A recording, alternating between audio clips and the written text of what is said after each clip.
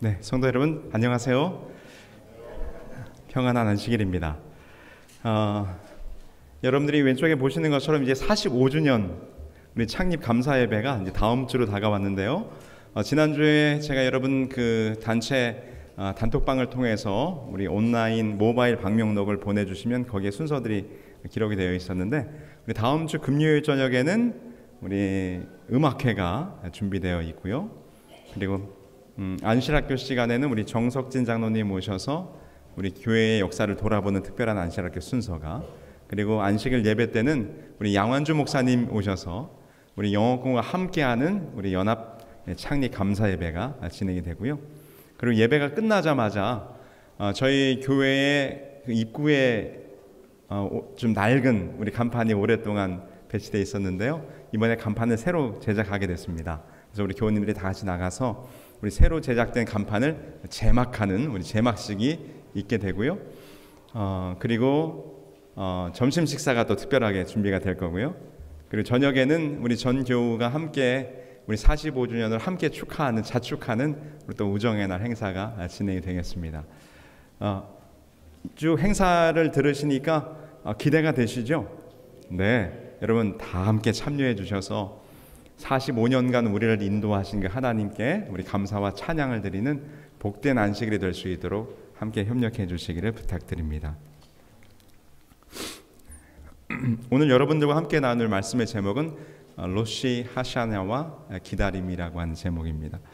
고린도전서 15장 19절에 있는 말씀, 오늘 이재현 장로님께서 성경 봉독해 주셨는데요. 제가 조금 다른 번역으로 읽고 시작하겠습니다. 고린도전서 15장 19절 제가 읽겠습니다. 그리스도 안에서 우리가 바라는 것이 이 세상에만 해당되는 것이라면 우리는 모든 사람 가운데서 가장 불쌍한 사람일 것입니다.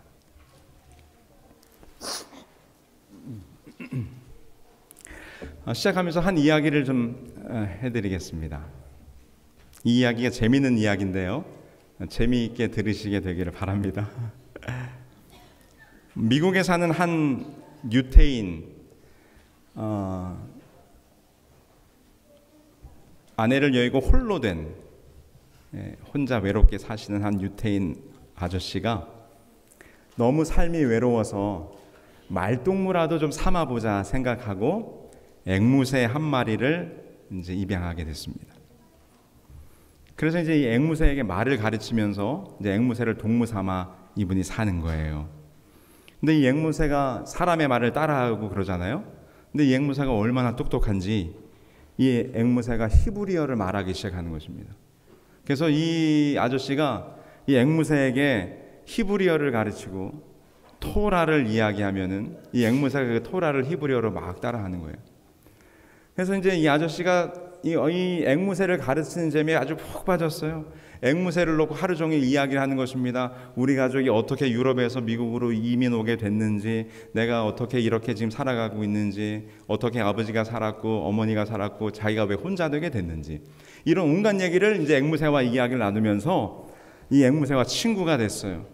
근데 이 유대인 아저씨가 굉장히 신실한 아주 정통 유대인이어서 아침, 점심, 저녁으로 기도를 하는 거예요. 히브리어로 기도를 하겠죠. 그러니까 어느 날 이 앵무새가 묻는 것입니다. 지금 하고 있는 게 뭐냐고 물어봤어요. 그러니까 이 아저씨가 내가 지금 하고 있는 것은 기도라고 설명했습니다. 그래서 이 앵무새가 뭘 더 가르쳐달라 그래요? 나에게도 기도하는 것을 가르쳐달라고.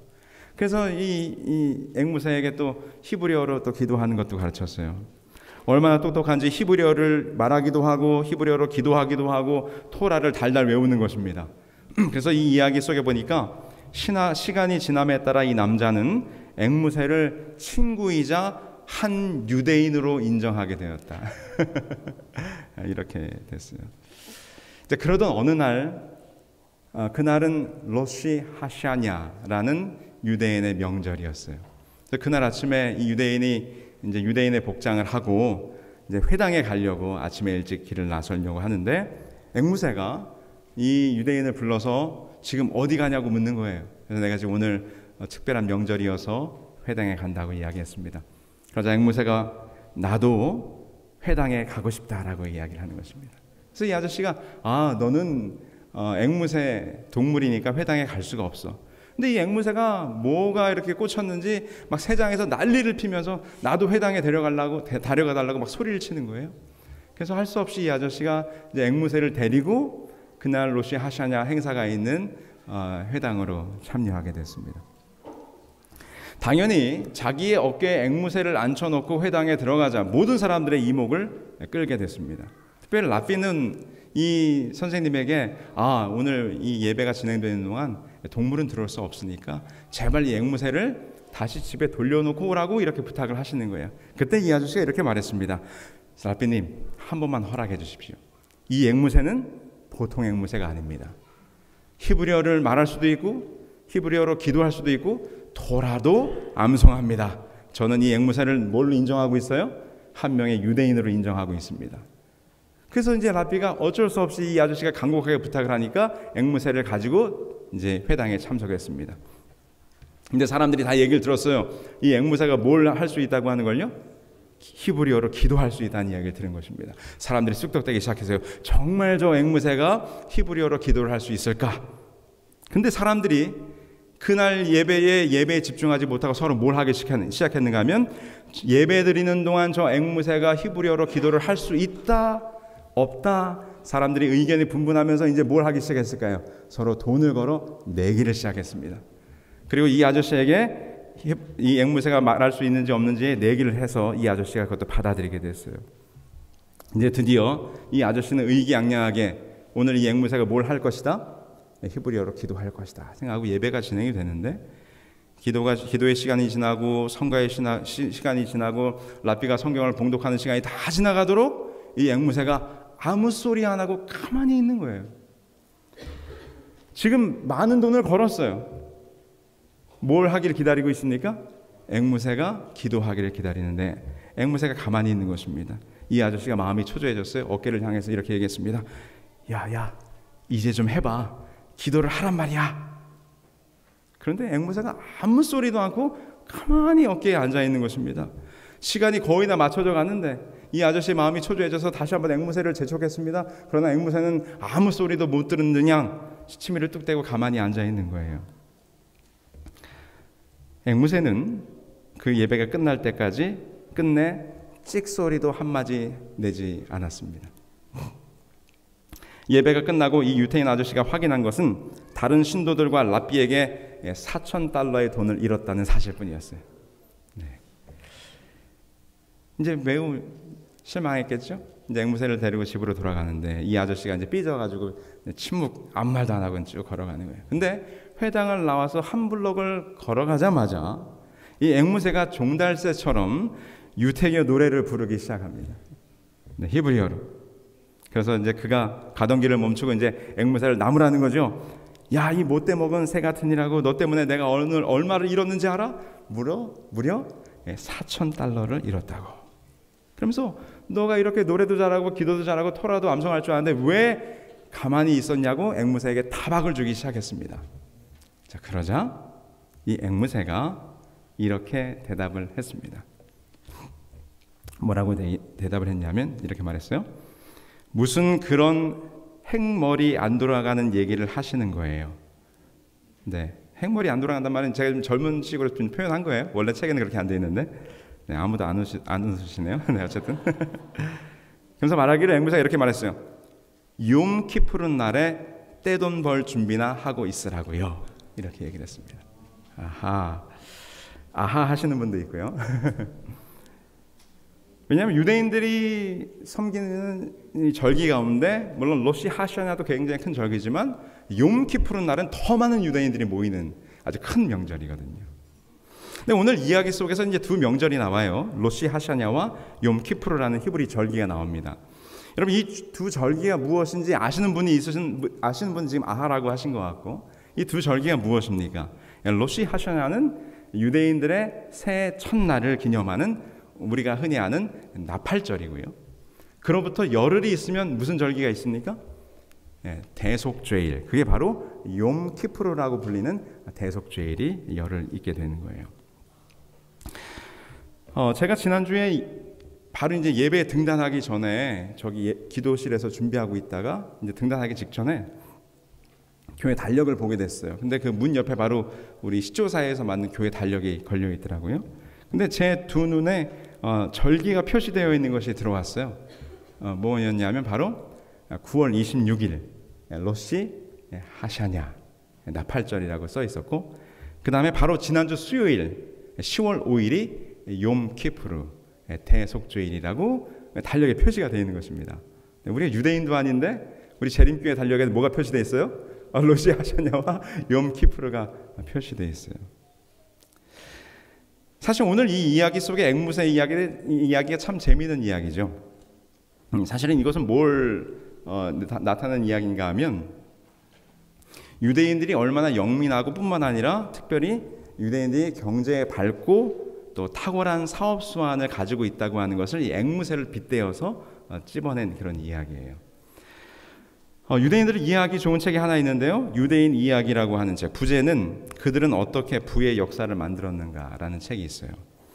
근데 이 이야기의 주된 내용은 뭔가 하면, 구약 성서 이후에 이 유대인들이 가는 곳마다 세계의 부의 흐름을 이끌었다라고 하는 것이 이 책의 주된 내용입니다. 그래서 이 책의 주장은 서구 역사에서 이 부와 패권의 흐름이 유대인들이 어디로 이주했느냐에 따라서 그 부와 패권이 흘러갔다고 하는 거죠. 그래서 13세기의 영국, 14세기의 프랑스, 15세기의 스페인, 그리고 16세기 이탈리아에서 이 유대인들이 그렇게 살다가 부와 큰 재물을 쌓게 되면 반드시 이 나라로부터 핍박을 받아서 추방을 당하게 돼요. 그러면 유대인들이 추방당하면 반드시 그 나라는 경제적 침체기를 맞이했다는 것입니다. 그런 신뢰 중에 하나로 다음과 같은 이야기가 그 책에 소개되고 있는데, 1492년 8월에 스페인 세비냐라고 하는 곳에서 항구 도시인데, 수많은 선박들이 신대륙 개척을 위해서 출발하고 있었습니다. 근데 바로 그 옆 항구에서는 수많은 한 무리의 사람들이 배를 타고 있었어요. 그들이 누구였을까요? 유태인이었습니다. 그때 당시에 스페인을 통일한 이세벨 여왕이 유대인들을 핍박했는데 두 가지 중에 선택하라. 너희들이 가톨릭으로 개종하든지 아니면 그렇지 않을 거면 이 나라에서 추방될 것이다 라고 이렇게 유대인들을 핍박했어요. 근데 사실 그 명목은 종교적인 이유지만 사실은 무슨 이유였을까요? 유태인들이 가지고 있는 많은 부를 착취하기 위하고 약탈하기 위한, 몰수하기 위한 그런 정책이었죠. 그래서 그때 유태인들이 스페인에서 약 17만 명이 추방당하게 됩니다. 근데 재미있는 건 이 책에서 뭐라고 말하는가 하면, 유대인이 추방당한 이후에 스페인의 경제가 무너지기 시작했고, 그리고 인류 최초로 1557년 파산을 맞이하는 첫 번째 국가로서 스페인이 기록되게 되었다라고 이렇게 이야기합니다. 왜냐하면 유태인들이 모든 경제와 유통을 장악하고 있었는데 유대인들을 다 쫓아내니까 그것을 감당할 수 있는 여력이 안 된 거죠. 그래서 스페인이 몰락했다고 하는 것입니다. 근데 유태인들이 이렇게 성공할 수밖에 없었던 데는 두 가지 이유가 있음을 설명해요. 첫 번째는 무엇일까요? 대부분의 이 서양사를 보면 그때 당시에 모든 유럽의 인구 가운데 98%는 글을 읽을 줄 몰랐습니다. 근데 유대인들은 글을 읽을 줄 알았어요. 그리고 두 번째는 유대인들은 워낙 핍박을 받는 민족이라 재산을 소유할 수가 없어서요. 특별히 그때 당시에 재산이라고 하면 땅이잖아요. 근데 땅을 소유할 수 없었기 때문에 어쩔 수 없이 유대인들은 부동산이 아니라 동산, 그러니까 유동성 자산을 운영하는 것을 그들이 터득할 수밖에 없었습니다. 네, 그래서 자연스럽게 그들은 유통이나 금융을 장악하게 된 거죠. 그러면서 이 유대인들이 가는 곳마다 이제 부와 이 경제의 흐름이 흘러가게 됐다라고 하는 것이 그 책의 내용이에요. 그러면서 이 유럽의 경제를 장악하던 이 유대인들이 드디어 무엇이 발견돼요? 신대륙이 발견되자 미국으로 이주하게 되면서 이 미국이 유대인들에게는 더할 나위 없는 좋은 기회의 땅이 됐다고 하는 것입니다. 그래서 지금도 미국에 많은 유대인들이 살고 있죠. 어디에 가장 많이 살고 있을까요? 네, 뉴욕 스테이트에 많이 살고 있고요. 그 다음에 뉴저지, 플로리다, 캘리포니아. 그 다음으로 많이 살고 있는 데가 일리노이예요. 일리노이가 유대인 마을이 많습니다. 근데 제가 살았던 이 놀스부르크라고 하는 동네도 유대인 마을이에요. 그래서 유대인들의 모든 절기에 학교가 쉽니다. 네, 9월에 어느 날 달력에는 아무런 표시가 없는데 저희 아들이 학교를 안 가는 것입니다. 왜 학교에 안 가니? 오늘이 로시 하샤냐여서 학교가 쉬어요. 뭐예요? 나팔절이어서 학교가 쉬는 것입니다.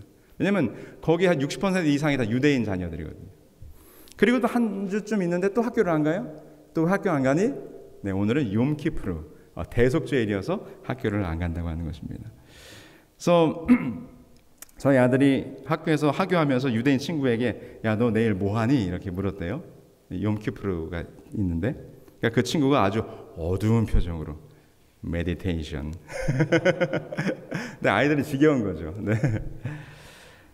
그래서 여러분 이 욤키프르, 이 대속죄일이면 머리에 키파라고 하는, 여러분 아시죠? 그 빵떡 모자 같은 걸 쓰고 수많은 유대인들이 그날 아침에 회당을 가는 모습을 제가 살던 동네에서는 볼 수 있었습니다. 여러분 지난주에도 아마 유대인들은 이 대속죄일을 기억하고 또 그 절기를 지켰겠죠. 지난 식일 예배 등단 전에 제가 달력에 써 있는 10월 5일 욤키프르라고 하는 그걸 보면서 저의 마음속에, 그리고 재림교인이라면 매우 자연스럽게 우리는 이런 생각을 하게 될 거예요. 우리는 지금 시대의 마지막에 살고 있고, 특별히 무슨 절기 가운데 살고 있어요? 대속죄일의 절기 가운데 살고 있구나. 그리고 이어지는 생각은 어떻게 해서 이 재림운동이 시작됐고 초기 재림교회의 역사가 시작됐으며 어떻게 우리 재림교회가 생겨나게 되는지에 대해서 우리는 이 욤키프르 대속죄일이라는 것을 듣게 될 때 우리는 자연스럽게 연결지어서 우리의 정체성에 대해서 생각을 하게 됩니다. 그렇죠? 네. 그래서 제 생각에도 아마 시조사에서 달력을 만들 때 거기에 유대인의 절기를 적어놓은 것 같아요. 로시 하샤냐, 그 다음에 욤키프르.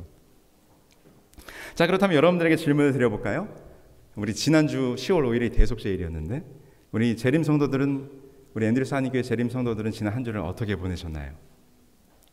이 욤키프르, 이 대속죄일의 기간을 어떻게 보내셨나요?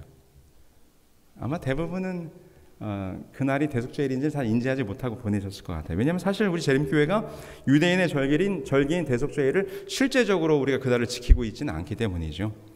물론 우리는 역사적으로 1831년에 재림운동이 시작된 그 재림운동의 역사 속에서 그들이 예언을 해석할 때 다니엘서 8장 14절에 2300주의 끝이 1844년 10월 22일 그때의 성소가 정결하게 될 것을 예수님의 재림으로 알고 재림운동이 시작됐죠. 그런데 그것이 바로 이 대속죄일 욤키프르 유대인들이 성전을 정결케 하는 날인 것을 우리가 깨닫고 성소 진리를 깨달은 이후에 그날 예수 그리스도의 재림이 아니라 우리가 이제 어디로 들어가는 거예요? 이 대속죄일의 기간 가운데로 들어갔다고 하는 것을 우리가 나중에 깨닫게 되면서 이 재림교회가 시작이 된 것입니다. 그래서 성소의 정결이 예수님의 재림이 아니라 하늘 성소의 정결, 곧 대속죄일의 시작임을 깨닫고 대속죄일이 끝나 제사장이 다시금 그의 화려한 예복을 입고 이 땅으로 돌아오시게 될 날, 그날이 곧 무슨 날이에요? 재림의 날인 거죠. 그래서 계시록 15장 6절에 7재앙을 가진 7천사가 성전으로부터 나와 맑고 빛난 세마포 옷을 입고 가슴에 금띠를 띠고 7대접을 들고 다시 등장하는 장면을 보면서 우리는 이것이 욤키프르 대속죄일의 마지막 대제사장이 다시 나오는, 화려한 예복을 입고 다시 나오는 그 대속죄일의 마지막 대미를 장식하는 장면이라고 하는 것을 우리는 알고 있는 거예요. 그리고 그날을 기대하고 고대하며 우리는 살고 있는 것이죠. 그래서 우리는 지금 예언적 시대 가운데 어느 시점에 살고 있는 것입니까? 네, 대속죄일의 기간 가운데 살고 있는 거예요. 하늘 성소에서 사역을 마치시고 다시 오실 예수님을 기다리며 그날을 고대하며 우리는 살아가고 있는 거죠. 자, 그럼 다시 한번 이렇게 질문을 드려볼까요? 우리가 대속죄일 욤키프르를 지키지는 않았지만 우리가 대속죄일의 기간에 살고 있고 우리는 대제사장이 다시 오시기를 기다리며 살고 있으니까요. 여러분들은 지난 한 주간 어떻게 예수님의 재림을 준비하며 또 기다리며 사셨습니까? 제가 시카고에서 목회할 때 거기 저희가 이제 그분을 김대령님이라고 불렀는데 그분이 왜 김대령이라고 불리냐면 베트남 참전 용사이기도 하고 그분이 대령으로 예편을 했어요. 그래서 그분은 이름보다는 이제 김대령님이라고 저희가 다 불렀습니다. 근데 그분이 항상 저를 볼 때마다 하여튼 저를 볼 때마다 꼭 하는 말이 있어요. 무슨 말이냐면 목사님 다시 오신다는 분이 2000년이 넘었으면 이제는 안 오는 거 아닙니까? 그래서 교인들이랑도 얘기하다가요, 이 뭐 재림에 대한 얘기가 나오면 그분은 꼭 이렇게 얘기해요. 아이고, 오신다는 분이 2000년이 넘었으면 오셨으면 벌써 오셨어야지. 그러면서 2000년이 넘은 예수님을 아직도 기다리고 있냐는 이야기를 농담 반 진담 반 그분이 그렇게 하십니다. 네. 자, 그럼 이 질문을 우리에게 다시 해볼까요? 재림성도 여러분, 다시 오신다는 분이 2000년이 넘었으면 이제는 안 오시는 거 아닐까요? 여러분 뭐라고 답하시겠습니까? 네, 아멘. 네, 우리 정경수 목사님을 빼고 다른 분들은 혹시 그런가? 이렇게 대답을 못하셔서. 그럼 이렇게 다시 바꿔서 질문 드려볼게요. 재림을 기다리시는 여러분, 지난 한 주 우리는 재림을 위하여 무엇을 준비하셨습니까? 우리가 재림을 기다리며 사는 사람들이잖아요. 예수님이 오심에 대하여 확신한다고 이야기하잖아요. 그런데 우리들의 삶은 어떠했냐고 하는 것입니다. 천국을 향한 기다림이라고 하는 책이 있습니다. 지난 7월에 한국어로 번역돼서 출간된 책인데요. 이게 한국어로는 부제가 있습니다. 뭐라고 부제가 붙었냐면 잊혀진 그리스도인의 소망이라고 하는 책이에요. 이 책의 내용은 레리 크랩이라고 하는 미국의 이제 심리학자이고 저명한 기독교 저자인데, 이분이 23년 동안 암투병을 하면서 작년에 돌아가셨어요. 그리고는 이 책이 이제 그의 아들이 아마 이 책을 이제 정리해서 출간한 것으로 알고 있는데, 그러면서 이제 그가 76살에 마지막 세상을 마치면서 오늘날 기독교인들이 가지고 있는 재림, 천국에 대한 소망이 무엇인가에 대한 이야기를 거기서 담고 있어요. 근데 이분이 이 책에서 굉장히 중요하게 다루고 있는 그 핵심 키워드는 중독이란 말이에요. 이제 이분이 심리학자로서 아마 사셨기 때문에 이 중독이란 말을 사용한 것 같아요. 뭐라고 지적하고 있는가 하면 세상의 모든 사람들이 다 중독에 빠져 있다는 것입니다. 근데 여러분, 우리가 중독이란 말을 들으면 대부분 어떤 것으로 우리가 제한적으로 생각하는가 하면 뭐 중독하면 약물, 뭐 도박이나 뭐 알코올 같은 것만 우리가 제한적으로 생각하죠. 그래서 중독이란 말을 들었을 때 그거는 나하고는 굉장히 먼 다른 어떤 정말 중독에 빠진 사람들에 대한 이야기일 거라고 생각해요. 근데 이분은 그것을 좀 확대해서 설명합니다. 레니 박사가 지적하고 있는 것은 우리는 음식에 중독돼 있고 돈에 중독돼 있고 인정에 중독돼 있고 영향력에 중독돼 있다는 것입니다. 그래서 이것을 한마디로 뭐라고 얘기했는가 하면 우리 모두는 자기 자신에게 중독되어 있다라고 이분이 표현합니다. 그래서 나의 행복과 즐거움을 위해 약물도 하는 거고 음식에 그리고 성에 돈에 중독이 되는 것입니다. 사회 속에서 더 인정받고 싶은 그런 욕구가 우리를 중독되게 만든다는 거예요. 영향력을 행사할 수 있는 사람이 되기 위해서 우리는 중독된다는 것입니다. 그래서 그는 자기 중심성의 죄악, 이것이 우리 자기 자신에게 중독되는 것이고, 이것에서 벗어날 수 있는 유일한 해결 방법은 오직 복음밖에 없다라고 이제 이 책에서 이야기하고 있어요. 그러면서 이제 그분의 하는 얘기를 한 부분 제가 그 책 201페이지, 202페이지에 써 있는 말인데 이렇게 설명했어요. 이제 우리는 자기 중심성, 자기 관리, 자기 고양, 자기 방어라는 벽 안에 갇혀 있다. 우리는 하나님의 지배권과 자비로운 지혜로부터 독립을 선언했다. 네. 자기 삶을 내 의지로 살아가는 일에 우리가 다 중독되어 있다는 거예요. 개인의 자유라는 깃발을 높이 들어 올렸다. 그 결과가 무엇인지 아는가? 그것이 바로 중독이다. 하나님 없이 내가 내 삶을 내 마음대로 살아가는 일에 우리가 중독되어 있다는 거예요. 그러니까 하나님에게 내 삶을 맡기는 것이 우리는 너무 어려워요. 그렇게 하기를 못해요. 왜요? 내 마음대로 살아가는 일에 우리가 너무 젖어 있어서. 그것을 이제 중독이라고 표현한 거죠.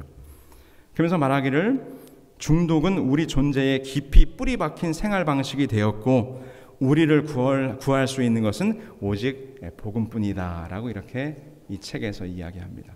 근데 그것이 이제 그 책의 전체가 흘러가는 맥락인데 그 가운데서 이제 이분이 지적하고 있는 것, 그리고 여러분들과 나누고 싶은 이야기는 바로 이것입니다.